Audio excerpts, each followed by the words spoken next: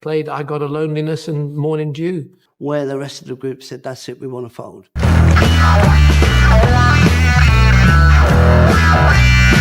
Things were pretty tough for me then. Well, this is super ruthless, but nevertheless. Like, what are you doing up there? You hurt yourself, man. Still had nowhere to live, sadly. So I waved everybody goodbye. He's getting 40 quid a week. Can we best it? I know exactly what it is that I want to do with it. He asked me if I knew where he could find Robert Plant.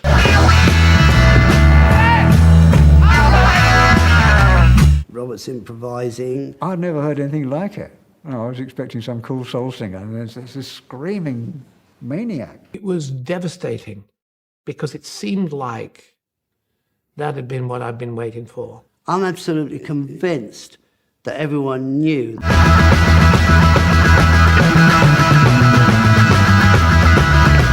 The story begins not in stadiums, not under the blinding lights of rock superstardom. It begins in the quiet English Midlands. Outside of London, in the West Midlands, it was a post-war sort of semi-suburban, quiet life. So America was my dream because it was a totally different world to the one that we were in the industrial town of West Bromwich, where on August 20th, 1948, a boy named Robert Anthony Plant was born. I grew up in the West Midlands. My father's bloodline is from there, and my mother's side of the family are Romani Gypsy. My childhood was very sheltered until my parents sent me to a big school in the big town, studying to be a chartered accountant. From the beginning, Plant was drawn to sound. I mean, I really dug a lot of what was going on at school. But when Little Richard appeared, it was so provocative and all-consuming and hypnotic that it kind of knocked everything else out of the water. While other boys chased footballs across gray factory streets, Robert chased records. His heroes came crackling through the speakers of a small record player. Yes, baby. I knew then that all I wanted to do is sing. That was it. The syringe was in the arm forever. American blues giants. Their voices were raw, ancient, mythic, and young Robert wanted to sing like that. I went to see Sonny Boy Williamson at the American Folk Blues Festivals. Darling, do me a favor. Sonny Boy was almost everything that's become my whole entire musical bloodstream. It was around the time I was learning to play harmonica too, so it was just this amazing onslaught of music from whence we have no idea. By the mid-1960s, England was exploding with a new sound. Everybody was getting these records that originally came over, maybe with the American merchant vessels. The R&B boom had kicked in. The success of bands like the Beatles and the Rolling Stones had ignited a musical revolution. In my own hometown, I had my own hero, and it was Perry Foster. And he had this kind of setup called the Delta Blues Band. And somehow or another, I managed to blag my way into this band. Across smoky pubs and small clubs, thousands of young musicians were trying to channel the spirit of American blues into something louder, heavier, and entirely new. Robert Plant was one of them. I was prepared to be a mod or a rocker or a beatnik or anything so long as I could sing and gather these looks around me, just trying to make it stick on the wall. Barely out of school, he rejected the safe path his parents imagined for him. I was in a lot of different bands around that time. And I did a couple of adventures in recording studios, but my parents, they weren't that keen at all. In fact, when I cut my record, the first single on CBS, they didn't know anything about it because I was given the alternative of staying in the world of academia and training for my articles as a chartered accountant, or you just go out into the world and do what you got to do. So I did. So I waved everybody goodbye. What you trying to do to my soul? What you trying to do to my soul? He left home, drifting through the Midlands music scene, singing wherever he could. I knew there were singers who had more chops than me, but I was just out there throwing it up in the air. When I was 16, I went to see a group with Robert singing. The gig went incredibly well because he was bloody great. In the crowd watching us was this larger-than-life guy with his beautiful girlfriend. He got a hold of me afterwards and he said, well, you're okay, but you'd be a lot better with a proper drummer behind you. And I said, so Jesus Christ, here we go. The first time we played together, we were about 16, and it was really good.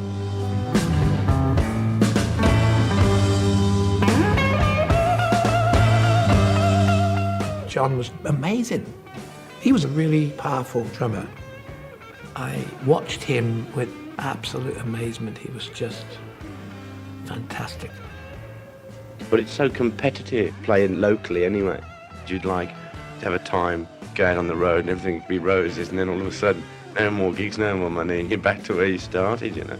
Money was scarce. Some nights he slept in friends' apartments, other nights in cheap rooms above pubs. I had caftans, painted faces, bells ringing, incense blazing, and it's just...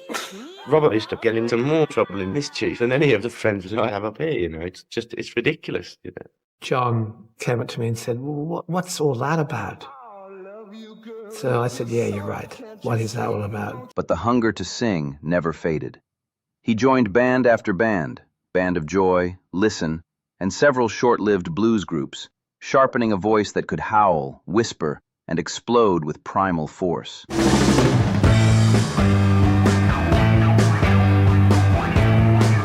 It was the end of '67. We got back together, and the playing went incredibly well. So we formed the Band of Joy. We wanted to mix the blues with psychedelia. We wanted to be a part of that huge movement. We played at Frank Freeman's. We played Middle Earth in London. We went down to Tin Pan Alley and we recorded Memory Lane, which was my first adventure in songwriting. Sadly, we never got it released, and not many people liked us, but we liked us.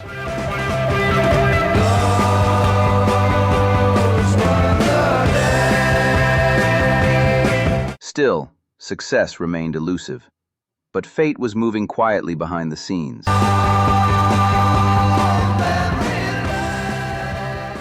Pat was screaming at John saying, I told you to stay away from him. It'll get you nowhere. And so he went off with Tim Rose and played I Got a Loneliness and Morning Dew. That's how it used to go, really. I mean, we had a kid then, so you'd end up having to get a job with a professional group to get a little bit of money to sort of live with, really. In 1968, one of the most influential guitarists in Britain was facing a crossroads. His name was Jimmy Page.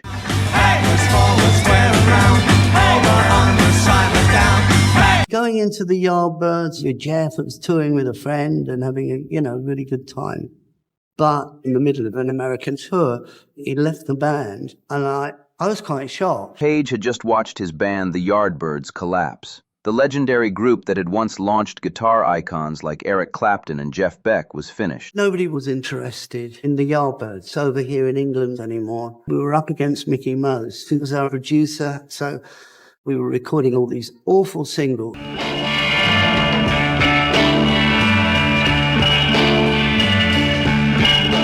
I went to a palm reading in LA, and the palmist said, you're going to be making a decision very soon, which is going to change your life.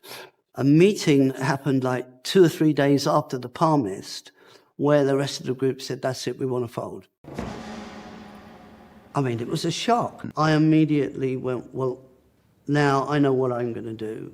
I'm going to form my own group, and I know exactly what it is that I want to do with it. He wanted to build a new band, heavier, more powerful, something that would fuse blues, rock, and raw electricity into a completely new force. I didn't want to be making singles anymore, being in America and seeing the advent of the FM underground radio, which was playing whole sides of albums. I knew that this was going to be the way to go in the future. But he needed a singer, not just any singer. And I just needed to find a powerful vocalist. He needed a voice that could soar over thunderous guitars, a voice that sounded ancient and dangerous. I just needed to find a powerful vocalist. Two singers actually had an underground sort of name at that time in '68 with Joe Cocker and Terry Reid. And so there was a singer called Terry Reid. He registered with me and I thought, I'm going to aim for him.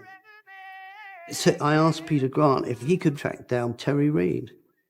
Peter Grant was the manager of the Yardbirds, and bless him, he really believed in me. I mean, this is the thing that once the Yardbirds folded and I said, well, I want to start a group. He was there, you know, he said, great, you know, and whatever help I can give. The next thing that I hear is that, oh, well, unfortunately, Terry Reid signed a solo deal with Mickey Mo's. And I thought, oh, yeah. Off the press. Right, I know that one. For you. Right. He asked me to be the singer in this new band he's putting together, which was very impressive. I said, I'd love to do this. Can you hold that thought? If you're not in now, you're out. I thought, well, this is super ruthless, but nevertheless. Then suggested a little-known singer from the Midlands. Terry Reid suggested a singer from the Midlands in a band called Obs Tweedle, and I thought, this is an unusual name, this is a bit odd. I just fell from favour everywhere. Things were pretty tough for me then. I had a brown suitcase and some penicillin, and I was homeless, I had nowhere to live, so I got a gig with this band called Obs Tweedle. Terry Reid couldn't do it. He said, I know this great singer who lives in Wolverhampton or wherever called Robert Plant.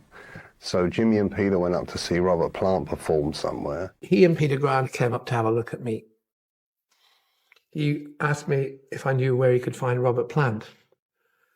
And I said, yeah, right here. Robert is amazing. He was just, you know, the boy from Birmingham. He had such a powerful, strong presence about him. I don't know. When Robert walked in a room, you just noticed him. It was devastating because it seemed like that had been what I'd been waiting for. When Page first heard Plant perform, the effect was immediate. He was doing some wonderful improvised vocals, and I thought they were marvellous. So I invited him around my house. I still had nowhere to live, sadly. So I took my suitcase, got a train to Pangbourne, and knocked on another door. Plant's voice was wild, a piercing wail that felt less like singing and more like summoning something primal. Yeah, we had a really good connection. And I think, you know, we sort of looking through my records, I got that one, and, you know, and I played him a Joan Baez version of Babe, I'm Gonna Leave You, and said, well, if you can sing that top line there, I've got an arrangement that goes with it. Page knew instantly. This was the sound he had been searching for. And it just really, really dovetailed together. And he brought another musician with him, a powerhouse drummer from the Midlands named John Bonham. Jimmy then said to me, well, we got this drummer lined up. And before he went any further, I said, wait a minute. There is no drummer on the planet to compare with John Bonham. He's magnificent. He was playing with Tim Rose. Jimmy said, oh, well, if that's the case, let's go and see him.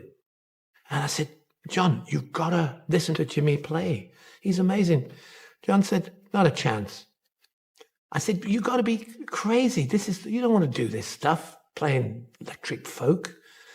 Come with me. He said, Pat would kill me. Don't say that. I said, I'll talk to Pat and your mom. Soon they were joined by the classically trained bassist and keyboardist John Paul Jones. I said, hey, Jim, heard you falling with a band? He went, yeah. I said, you want a bass player? He went, well, actually, yes. But there's a problem. I said, what's that? He said, well, the drummer's playing with Tim Rose, and he's getting 40 quid a week. Can we best it? So we decided, yeah, we probably could. It was quite strange, really, meeting John Paul and Jimmy, you know, coming from where I'd come from, you know, I'd sort of thought, you know, it was a bit of a joke getting the sort of telegrams and things, you know, there's a chance of becoming one of the Yardbirds. It's like a gift from heaven, wasn't it? 4 musicians, 4 completely different backgrounds. Peter Grant managed to get a 2-hour rehearsal space in Gerrard Street. So we all get there, and I've got my equipment set up. John Paul Jones is there with his session equipment, and John's got his drums. From the moment they began playing together, something extraordinary happened. They created something explosive. We just kept playing it and doing like solo breaks and all the rest of it, and Robert's improvising. I'd never heard anything like it. I was expecting some cool soul singer, and there's this screaming maniac with this fantastic voice and fantastic range, you know. I was like, what are you doing up there? You hurt yourself, man. And I think there was so much kinetic energy, so much energy that needed to come out for everybody. When it finally came to a halt, I'm absolutely convinced that everyone knew that that was a life-changing experience. And when Led Zeppelin finally rose, Lead guitar, Jimmy Page.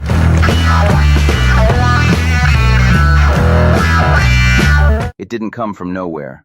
It came from years in the shadows. On bass guitar, John Paul Jones. John Paul Joe.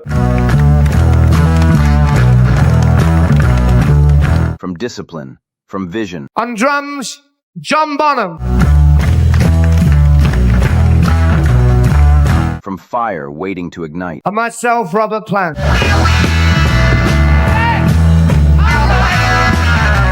This was the story before the storm.